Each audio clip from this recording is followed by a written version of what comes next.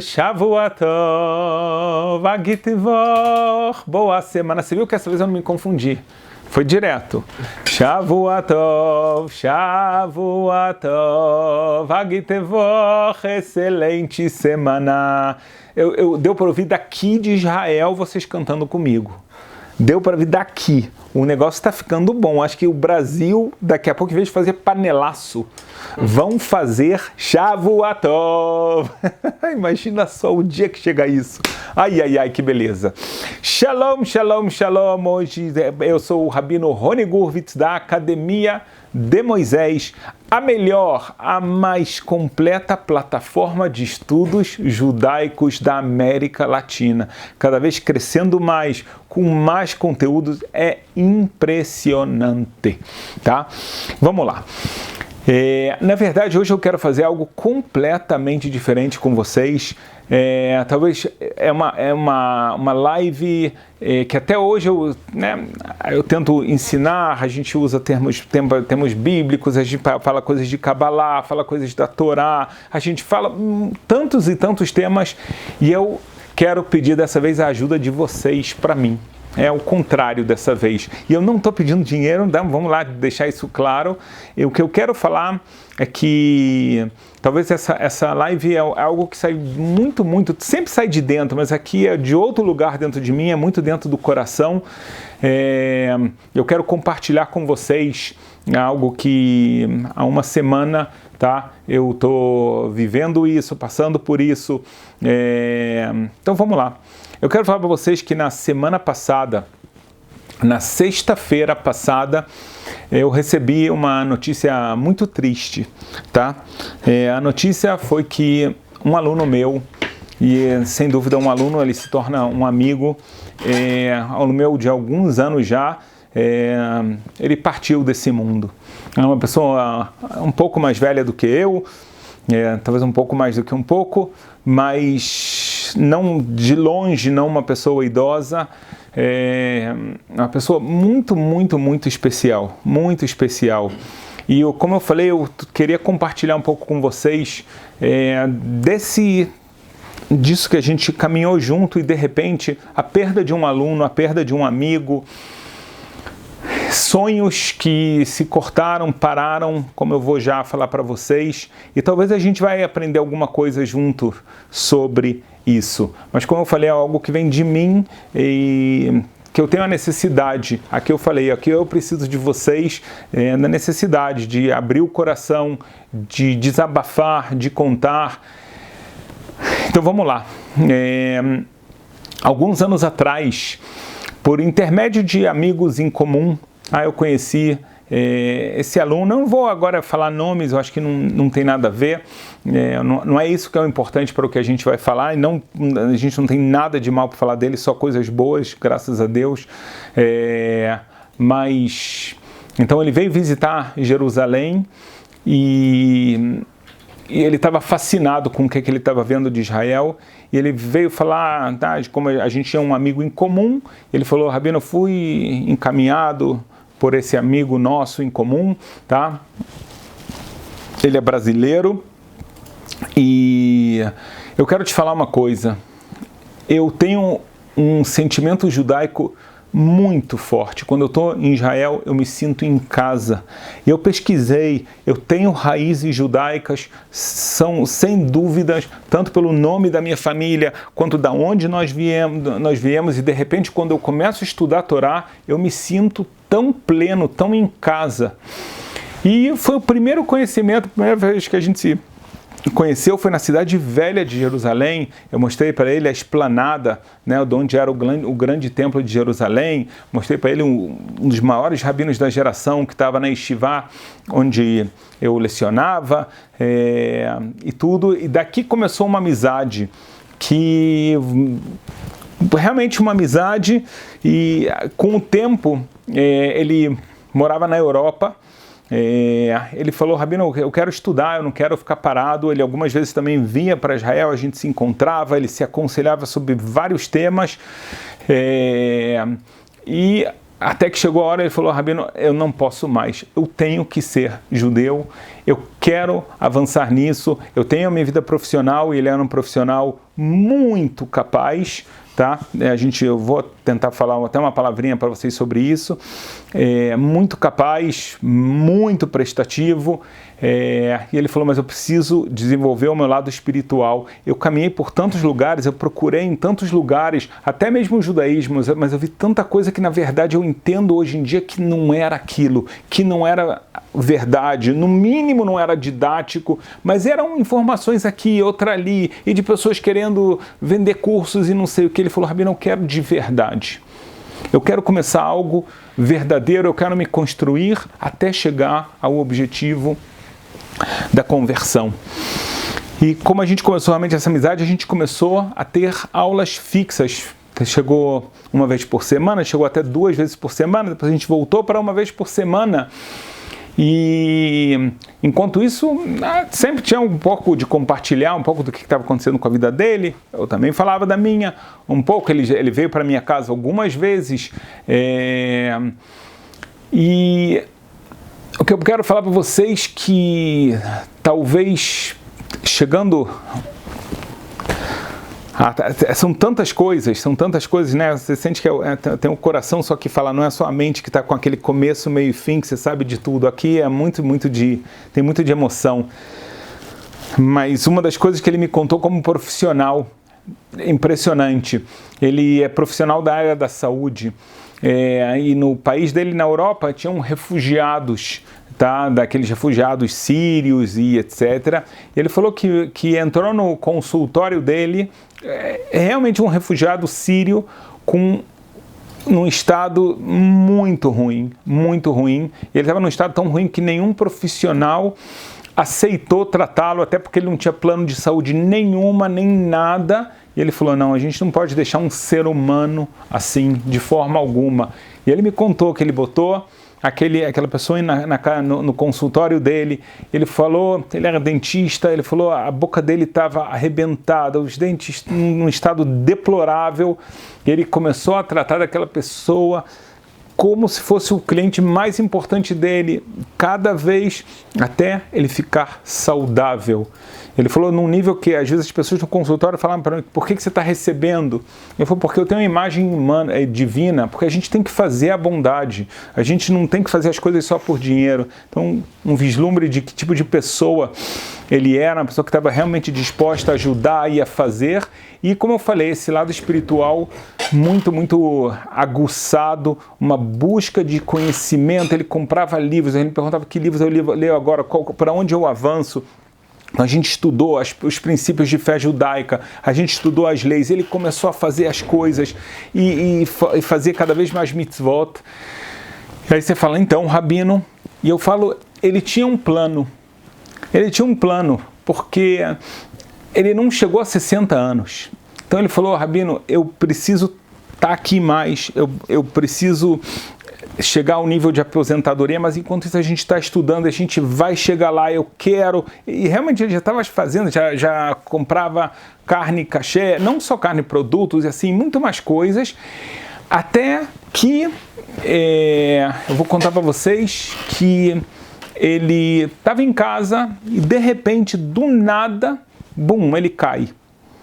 Ele se machuca um pouco, ele fala, estranho, né? E realmente ele se machucou, me lembro que ele tinha aula marcado comigo, ele falou, Rabino, eu caí, eu me machuquei, eu não estou legal, não estou me sentindo bem, vamos cancelar a aula. Eu falei, claro, eu entendo completamente, refuah shlemah, pronta recuperação.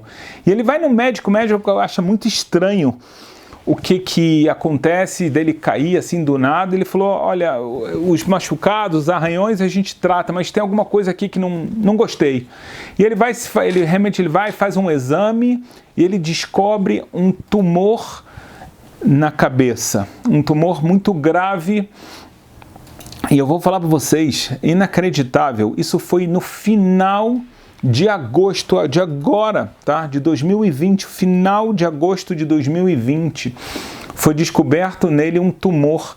E aí ele me liga, ele fala, você não imagina, o médico me falou que eu tenho 1 ano de vida. Eu falei, como assim? O que aconteceu? Ele me conta a história.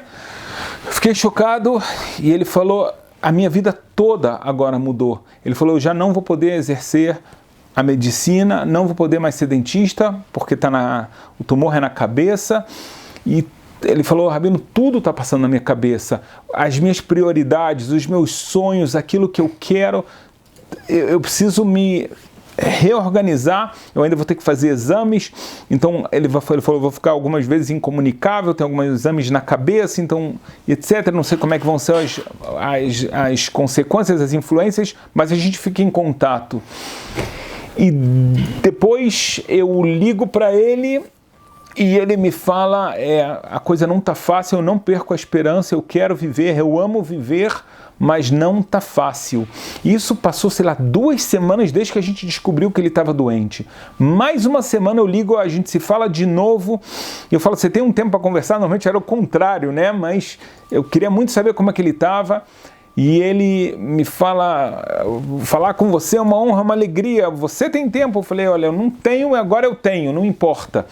E eu falei com ele, eu cheguei para ele, eu falei, você está há alguns anos estudando, querendo, e eu não quero te pressionar de forma alguma, mas você me falou que o médico falou que você tem 1 ano, então você quer se converter, é isso que você quer? E ele me fala, Rabino, é a coisa que eu mais quero na minha vida, esse é o meu objetivo.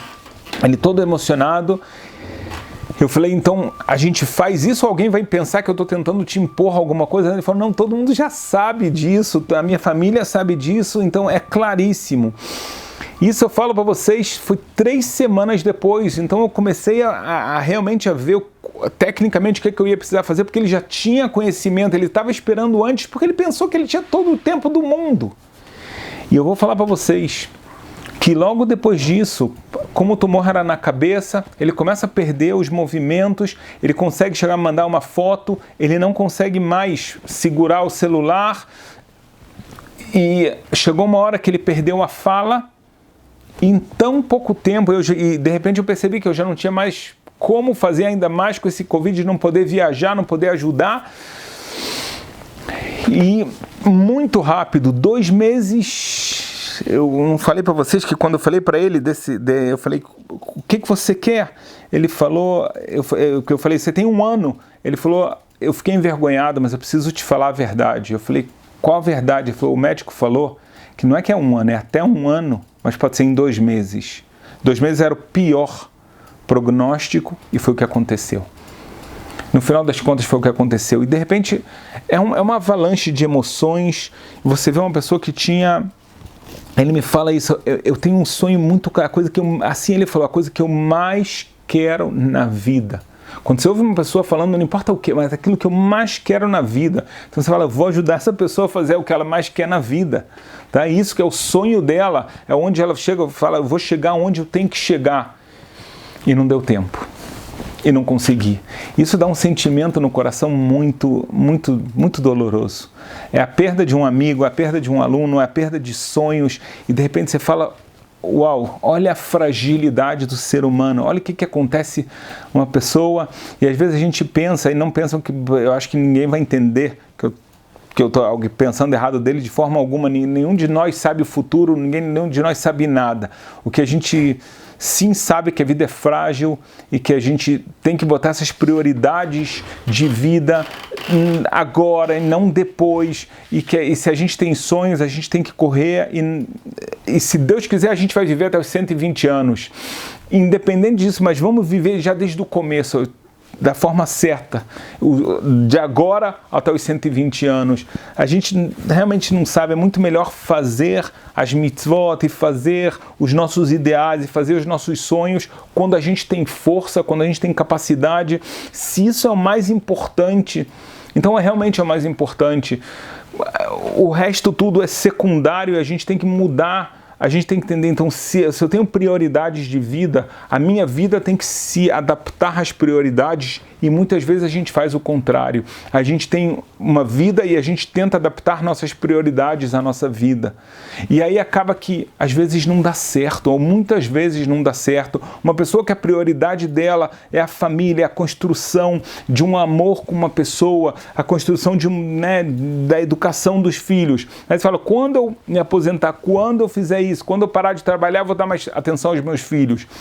E pode ser que isso vai acontecer quando você tem 78 anos e você já não está com essa força toda. Então a gente tem que saber, tem que mudar, tem que reprogramar.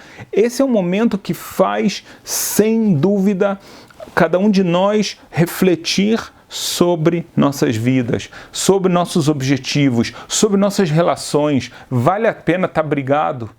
Vale a pena estar brigado com o irmão, com o pai, com o filho e etc.?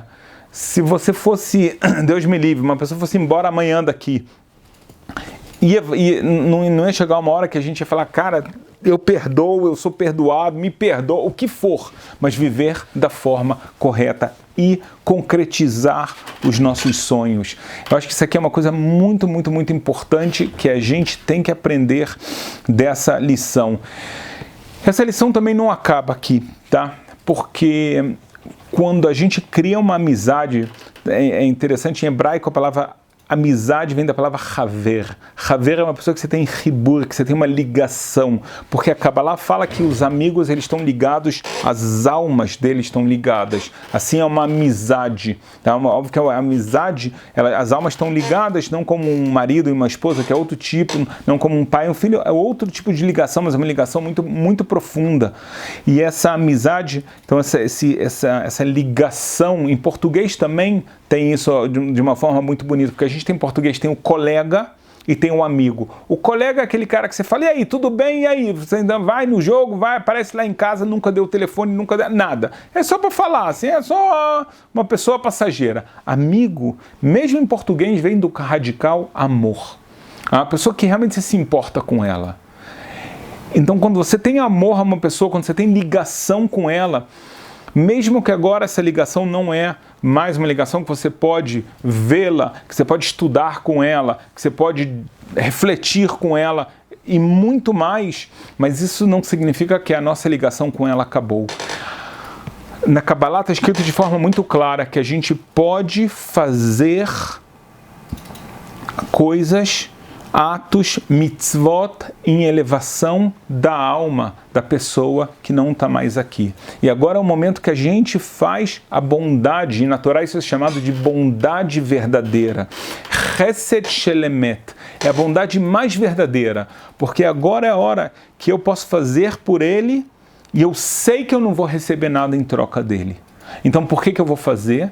Porque eu quero fazer a bondade com ele, porque ele era uma pessoa importante para mim, é uma pessoa que eu quero o bem dela. Então se eu não conseguir talvez ajudá-lo a completar sua missão que ele queria tanto nesse mundo, então eu vou ajudá-lo de alguma forma a elevar a alma dele no próximo mundo. É algo que cada um de nós tem que saber, e isso sim dá, além de a gente carrega a tristeza, a gente carrega um sentimento realmente duro, um sentimento de perda. Ao mesmo tempo, a gente tem um alento, a gente tem a gente sabe que ele tem uma alma e que a gente pode fazer por essa alma e que a gente pode, então, que essa aula seja dedicada à elevação da alma dele, e a gente pode dar a caridade em elevação da alma dele e assim por diante. E eu acho até mesmo que quando a gente fala elevação, essa aula seja em elevação da alma dele,